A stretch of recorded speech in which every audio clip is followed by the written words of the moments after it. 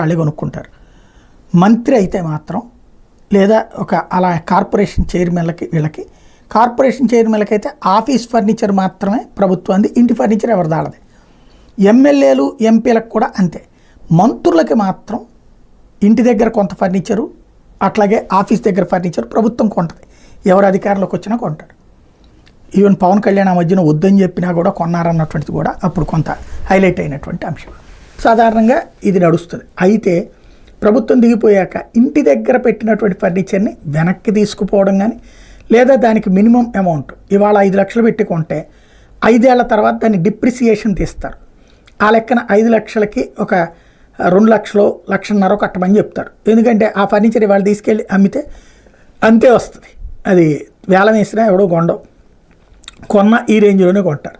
కాబట్టి ఆ minimum amount తీసుకుంటారు లేదా అది వదిలేసేటటువంటిది ఉంటుంది. అయితే కోడెల శివప్రసాద్కి ఇట్లా కేటాయించబడినటువంటి ఫర్నిచర్ స్పీకర్గా ఉన్నప్పుడు తన ఇంటికి కాకుండా ఇంటి పేరుతో తీసుకెళ్ళి మొత్తం వాళ్ళ అబ్బాయి వ్యాపార సంస్థలో పెట్టాడు ఫర్నిచర్ అంతా అన్నటువంటి దాన్ని ఫోటోలు తీసి వీడియోలు తీసి అప్పట్లో హైలైట్ చేసి ఆయన పరువు తీశారు. దాంతోపాటుగా కేసు పెట్టారు. ఆ కేసు తర్వాత కాలంలో కోడెల ఆవేదన చెందినటువంటి సందర్భం ఉంది. తర్వాత కాలంలో ఆయన చనిపోయారు. అయితే ఆత్మహత్య చేసుకున్నారా లేకపోతే చనిపోయారు మామూలుగా చనిపోయారా అంటే చంద్రబాబు గారు పదవులు ఇవ్వకుండా అవమానించారని ఆయన ఆత్మహత్య చేసుకున్నారని వైసీపీ మీడియా ఆ రోజున హైలైట్ చేస్తే ఫర్నిచర్ ఇట్లాగా జరిగినటువంటి దాని కారణంగా ఆయన ఆత్మహత్య చేసుకున్నారని మరొక వైపున తెలుగుదేశం మీడియా ఫోకస్ చేసుకొచ్చింది. ఏది నిజమో ఈ రోజు వరకు పోలీసులు తేల్చలేదు, పోలీస్ శాఖ ఎలాంటి స్పష్టత ఇవ్వలేదు.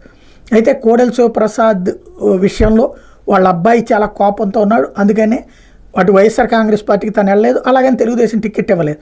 ఆ సీట్ జనసేనకు వెళ్ళింది. అక్కడ అదే ఫస్ట్ తెలుగుదేశం పార్టీనే ఉంచుకుంది సత్తెనపల్లి. చివరికి కన్నా లక్ష్మీనారాయణ తీసుకెళ్ళి ఆ టికెట్ ఇచ్చినటువంటి సందర్భం, తను గెలిచేసినటువంటి సందర్భం.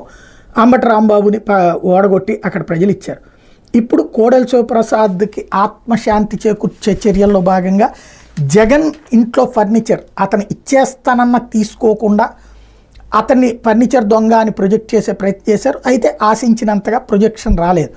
ప్రస్తుతం జగన్ ముఖ్యమంత్రిగా ఉన్నప్పుడు క్యాంప్ కార్యాలయం కోసం ప్రభుత్వం ఇచ్చినటువంటి ఫర్నిచర్ని వెనక్కి తీసుకెళ్ళమని ఇక వీళ్ళు ఇట్లా వింటలేదు కాబట్టి ఏకంగా కోర్టుకు వెళ్ళింది వైఎస్ఆర్ కాంగ్రెస్ పార్టీ.